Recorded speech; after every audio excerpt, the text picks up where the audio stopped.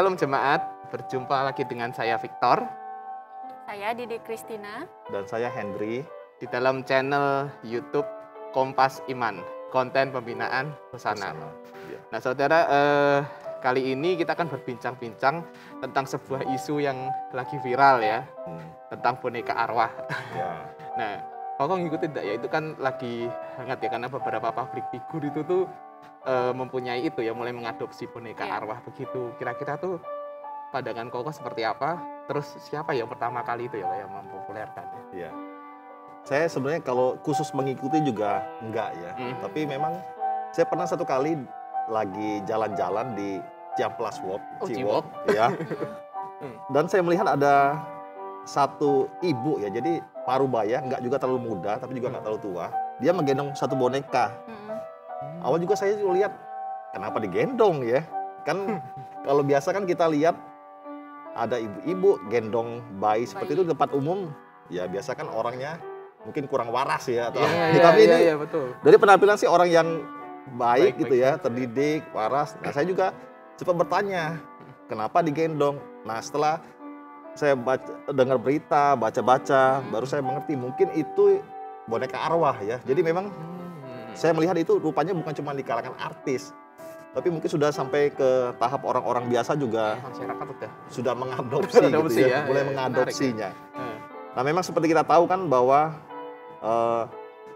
populernya itu awal-awal karena Ivan Gunawan dan artis-artis yang mengadopsi daripada boneka ini ya. Tapi sesungguhnya orang yang awal mulanya di Indonesia ini memperkenalkan boneka arwah itu adalah Furi Harun. Harun. Ya, jadi dia bukan artis juga, tapi ya mungkin orang biasa ya. Saya juga nggak terlalu tahu dia.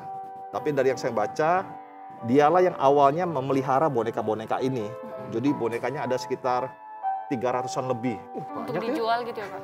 Ya, untuk sebenarnya dia bilang bukan dijual juga ya, tapi untuk diadopsi.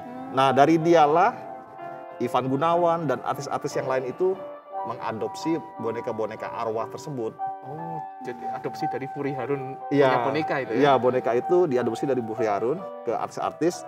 Nah, lalu mulailah viral. Jadi viral ya. Nah, seperti kita lihat di berita-berita yang ada gitu.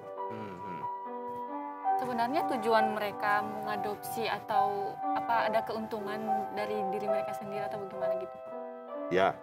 Makanya kalau saya pribadi ya, kadang kalau dari sisi Furi Harun saya menilainya, memang kalau dia ngomong tujuan daripada dia merawat boneka arwah ataupun minta orang mengadopsi itu adalah untuk mengurus ya. Jadi arwah-arwah bayi yang gentayangan.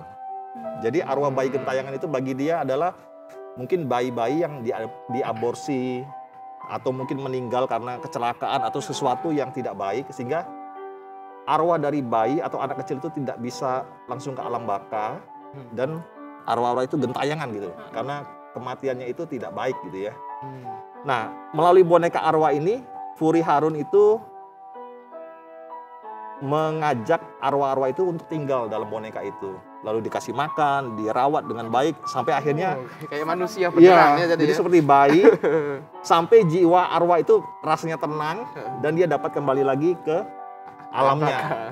Jadi tidak lagi gentayangan, tapi sampai dirawat dengan baik, dia tidak lagi merasa marah mungkin ya, jadi bisa balik. Nah setelah itu baru dikatakan dia berhasil mengantar arwah-arwah bayi itu ke alamnya, seperti itu. Jadi konsepnya agak beda ya kalau dulu kita kenal ada, kalau di Indonesia ada jelangkung, kalau di film-film Annabelle, agak beda. Agak beda, ya. Memang medianya mungkin sama ya boneka. Tapi pemahamannya berbeda. Pemahamannya berbeda. Kalau si Annabelle kan setan ya dalamnya. Iya, betul ya. Bisa berjalan. Bisa berjalan. Jadi memang kalau boneka arwah ini kadang kan ya ada yang ngomong juga kayak bisa bergerak atau bisa seperti hidup gitu ya. Nah, tapi ya konsep mereka adalah ini adalah seperti tempat persinggahan arwah-arwah gentayangan, arwah bayi sebelum mereka nanti kembali ke alamnya. Seperti itu. Jadi memang agak beda dengan jalangkung dan lain sebagainya. Bagaimana kita sebagai orang Kristen gitu Pak yang menanggapi fenomena boneka arwah ini. Mm-mm. Ya, siapa tahu kan ada mungkin orang Kristen yang ikut-ikutan ya. ikut-ikutan Pengen untuk punya mengadopsi boneka arwah, ya. boneka arwah seperti itu.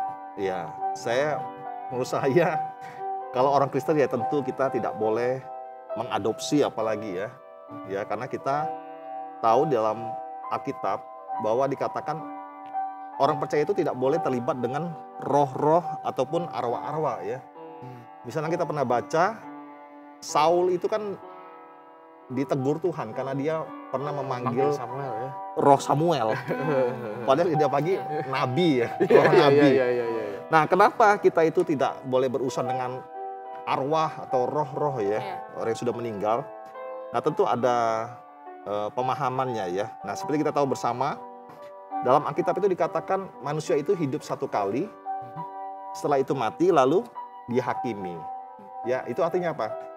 Jiwa atau roh manusia yang mati tersebut, setelah mati itu sebenarnya tidak bisa yang namanya gentayangan, tapi dia langsung kembali ke hadapan Tuhan untuk dihakimi. Entah itu masuk surga ataupun masuk neraka. Sehingga istilah seperti boneka arwah, itu ada roh yang gentayangan dan sebagainya itu tidak ada ya. Nah, kemudian mungkin saya menambahkan ya, dalam sisi Kristen, melihat anak kecil yang meninggal atau bayi yang meninggal, sebenarnya kita percaya bahwa anak tersebut dalam kasih karunia Tuhan, apalagi anak-anak Kristen ya, itu sebenarnya akan disambut Tuhan dalam kasih karunia-Nya untuk masuk ke dalam surga. Apalagi anak-anak orang percaya ya. Sebagai anak perjanjian, anak-anak itu mati tidak mungkin. Walaupun karena kecelakaan dan sebagainya tidak mungkin akan gentayangan. Dia pasti masuk surga. Ya, dalam pandangan kita sebagai orang-orang Kristen. Kenapa? Karena anak kecil ya diberi kasih karunia oleh Tuhan. Karena papa mamanya adalah umat pilihan orang-orang percaya. Ya, sehingga anak-anaknya itu juga menjadi bagian dalam umat perjanjian Tuhan. Tapi ini poin sangat penting ya. Berarti kalau begitu manusia entah anak entah dewasa itu meninggal, detik itu juga dia tuh langsung pergi ke alam itu, tidak ada yang bergentayangan di bumi. Tidak betul ada ya, Pak, ya? bergentayangan. Kristen, Ya. Nah, karena itu waktu kita ngomong ada boneka arwah atau arwah-arwah yang bisa ditampung ya, nah, kita perlu bertanya, ini arwahnya yang mana ini? Arwah siapa gitu ya? Nah, tentu kita kan sudah sering juga mendengar ya, kemungkinan besar itu adalah bukan arwah ya, tapi roh-roh jahat ataupun setan. Dari setan yang bisa saja masuk karena seperti diundang, disediakan tempat. Nah, kita tahu sendiri kan roh-roh ini, setan ini dia bisa menyamar ya, bisa merubah mungkin suaranya dan lain sebagainya, mengikuti apa yang dia seperti yang manusia mau gitu ya. Jadi harus berhati-hati ya. Harus berhati-hati sekali. Begitu ya. Dan bagi saya ya orang Kristen ya seharusnya dia mengertilah hal seperti ini tidak boleh dilakukan. Apalagi saya pernah membaca itu kan misalnya Ivan Gunawan ya, adopsi boneka arwah, itu bonekanya sendiri belinya mahal. Pasti. Terus tiap hari masih diurusin, dikasih makan, mungkin digendong, bahkan pakai pembantu untuk ngurus boneka arwah. Dan gaji boneka untuk pembantu boneka arwahnya pun sangat mahal sekali ya menurut saya. Satu boneka arwah bisa digaji pembantunya itu sekitar 12 jutaan. Wow, saya juga wow ya, besar sekali untuk ngurus satu boneka gitu loh. Nah, ini kan ya menurut saya orang Kristen sangat tidak perlu lah ya. Pertama karena memang dilarang oleh Tuhan berhubungan dengan roh-roh. Kedua itu kita memahami bahwa anak kecil yang sudah meninggal ya langsung ke hadapan Tuhan ya. Bukan orang yang besar gitu ya.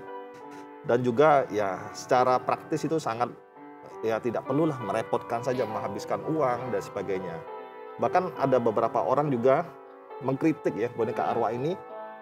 Mungkin itu adalah satu dalam tanda kutip adalah seperti ada sisi komersialnya. Jadi motif ekonomi. Iya. Ini kecurigaan ya. Jadi kita juga nggak tahu karena Furi Harun mengakui itu untuk menampung arwah-arwah bayi. Betul. Tapi ada orang juga melihat ini mungkin dipakai juga sebagai sensasi doang ya sebagai motif ekonomi ya, buat berjualan gitu ya, untuk berjualan. Nah, seperti itu. Ya, sangat menarik ya Pak ya tema kali ini, walaupun singkat tapi ya kita bisa mengambil hikmatnya bahwa kita sebagai orang percaya kita tidak boleh mengadopsi hal-hal seperti itu. Iya. Ya kita sebagai orang percaya kita tahu bahwa kita pun anak kecil maupun anak dewasa pun kita akan kembali ke dalam Pada surga Tuhan, ya, ke Ya. pada Tuhan Yesus ya. Kali ini kami undur diri dari Kompas Iman hari ini.